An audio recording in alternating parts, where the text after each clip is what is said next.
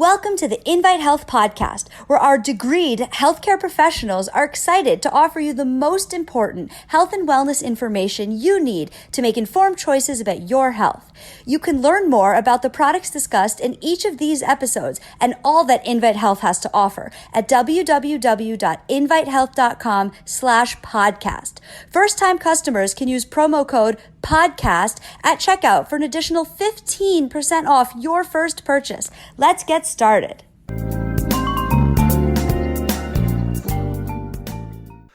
For many decades, research has been published in valid journals, medical journals, how green tea cuts the incidence of fevers, upper respiratory tract infections, cold and flu infections.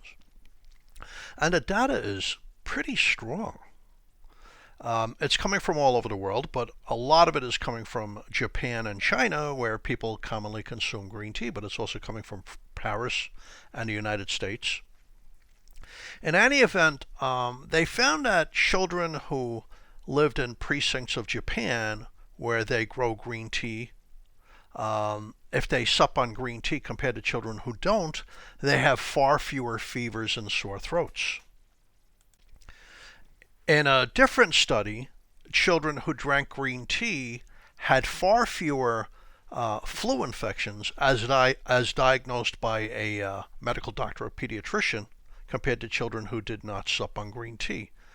And the more green tea they supped on to a degree, the better the protection. But we're talking small cups here. We're not talking a big American-sized cup of green tea like an 8-ounce. Over there, they drink much smaller cups. So they found out that 2 cups were better than none, and 5 little cups a day were better than 2. So that makes the evidence stronger. When you see the more to a point, the better the protection, that's a greater level of evidence than not. So the data on green tea continues to grow in reference to upper respiratory tract infections, fevers, sore throats, and specific viruses, the influenza, flu viruses, and cold viruses. So welcome to our episode, Green Tea and the Flu, New Evidence. My name is Jerry Hickey. I'm a nutritional pharmacist. I'm also the Chief Scientific Officer over here at Invite Health. And when it comes to nutrition, we can help your life be a little bit better. So let's look at the new data. The latest study is from November 2nd, 2020. It's from the Department of Food and Health Sciences, Fukuoka Women's University, that's in Japan, and the National Center for Global Health and Medicine in Tokyo, Japan. And they're looking at influenza among workers in Japan in the Kanto and Tokai areas. And they looked at 4,302 workers. And they looked at their frequency of consumption of green tea and the frequency of physician-diagnosed flu that occurred over the winter season from November through April from 2011 to 2012. And they write, green tea consumption was significantly associated with decreased odds of developing influenza, adjusted odds ratio for green tea consumption of greater than 5 cups per week, so you didn't even have to have it per day, reduced your risk of the flu by 39%. That's versus less than 1 cup a week. So they go on to say, our data suggest that green tea consumption is associated with a lower risk of influenza. Now, let me just make a comment here. The Japanese health authorities recommend rinsing your mouth out with water twice a day to cut your risk of a sore throat, a cold, or the flu. And it works. There's a big decrease in the incidence of infections when you rinse your mouth with water twice a day. But when they added to that, try green tea, in many studies, it was like twice as effective. I mean, like 50 to 60% reduced incidence of the flu. And if you did get sick, it wasn't as violent or as dangerous. It was a much milder infection. It was a shorter duration and weaker symptoms. So there really is something to green tea and the flu. Now, just a comment on green tea. Get organic green tea, because mosquitoes grow in these rainy areas where they have the green tea plantations. And with mosquitoes comes malaria. So to prevent malaria, to reduce the populations of these mosquitoes, they spray commonly with DDT, which is a very toxic pesticide. It has a 50-year half-life, and it tends to go to tissues like a woman's breast. So if a woman drinks green tea with DDT in it today, that DDT that she put in her breast lasts for 50 years, half of it. It's called a half-life. Half of it is still there 50 years later. So if she's having green tea twice a day, every day, for years, that DDT is building up. So you want to get a green tea, like when we make our supplements, we use green tea that have never been sprayed. They're non-GMO, they've never been irradiated. You want to use clean stuff. So you want to get organic green tea. If you get decaffeinated, it could wash the good things that are protective for the flu out of the tea, because the caffeine is water soluble, and the catechins, especially one called EGCG, that are powerful protectors from infections, are also water soluble. So when they remove caffeine, they also remove these polyphenols called catechins.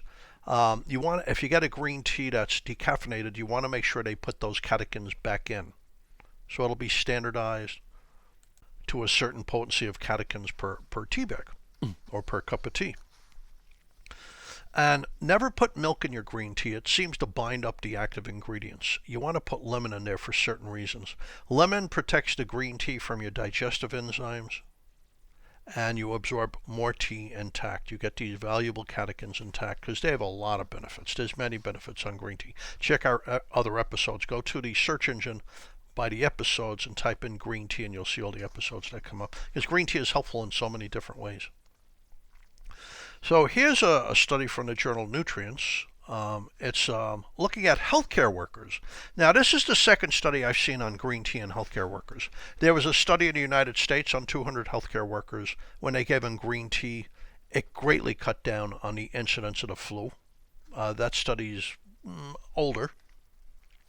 This is from December 2019 in the journal Nutrients. It's healthcare workers. 270 healthcare workers in the study. It's the Graduate School of Pharmaceutical Sciences, University of Shizuoka. Okay, and it's the White Cross Nursing Home in Tokyo. So they're both in Japan. And once again, people generally study natural things that grow where they live.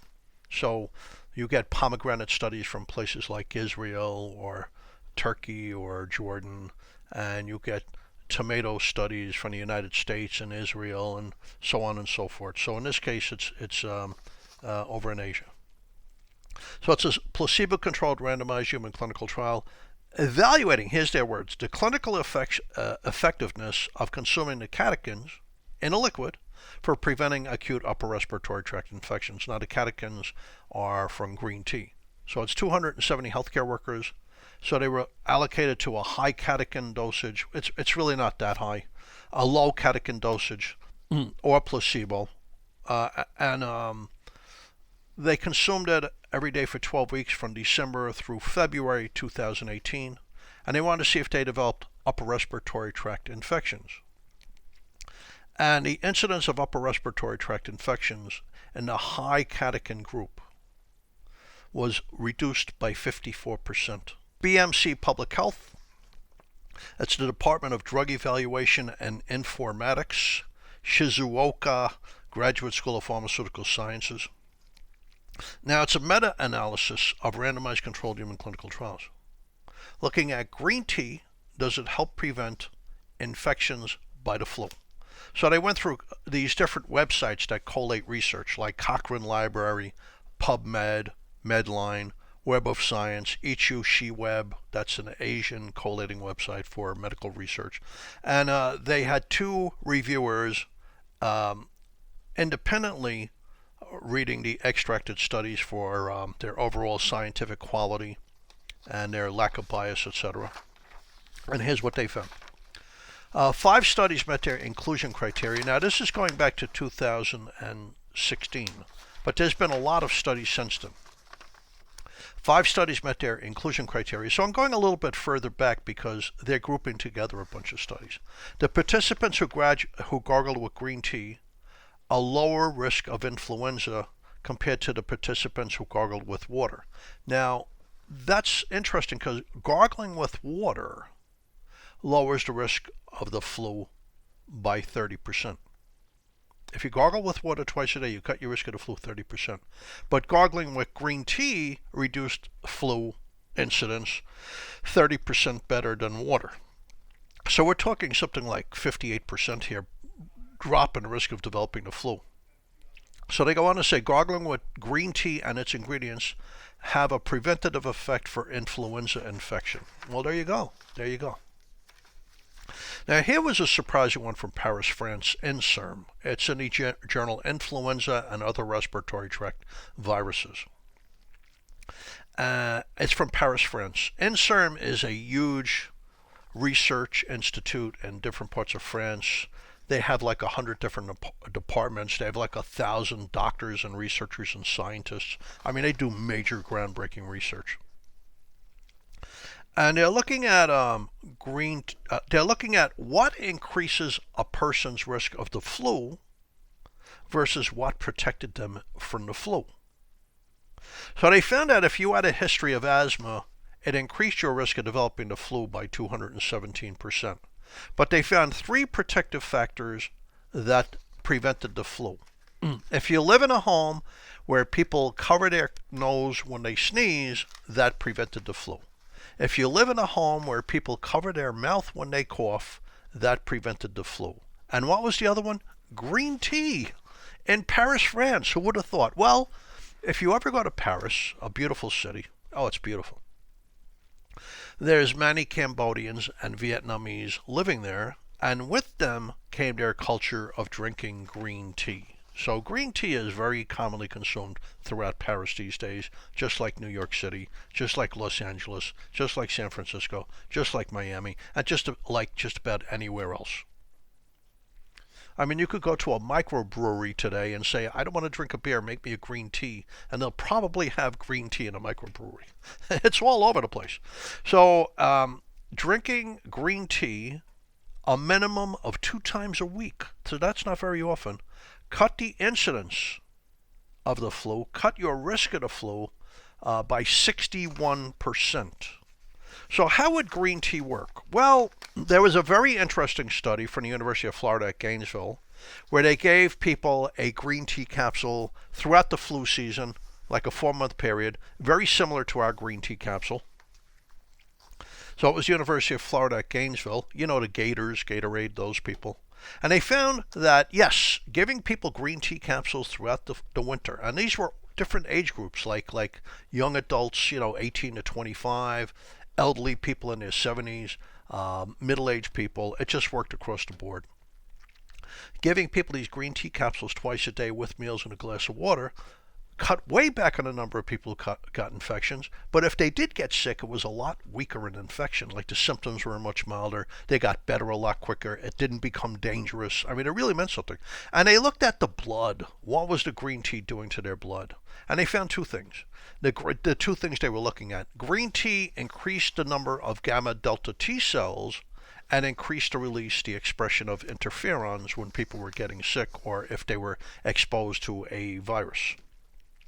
Gamma delta T cells are very important T cells that knit together all the various components of the immune system so you can have an intelligent attack on a virus. So it's very important to have plenty of these cells working well.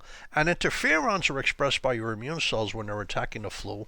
It causes the multiplication of your immune cells. So for instance, if there were 100 million flu cells but only 10 million white blood cells, well, you're not going to contain the flu. So you have to multiply the number of immune cells that get to the site of the infection, and that's what interferons do. So that was very interesting.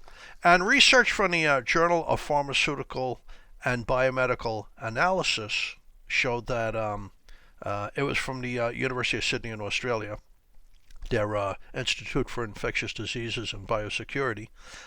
They found that green tea inhibits neuraminidase. Now, neuraminidase is an enzyme released by the flu virus.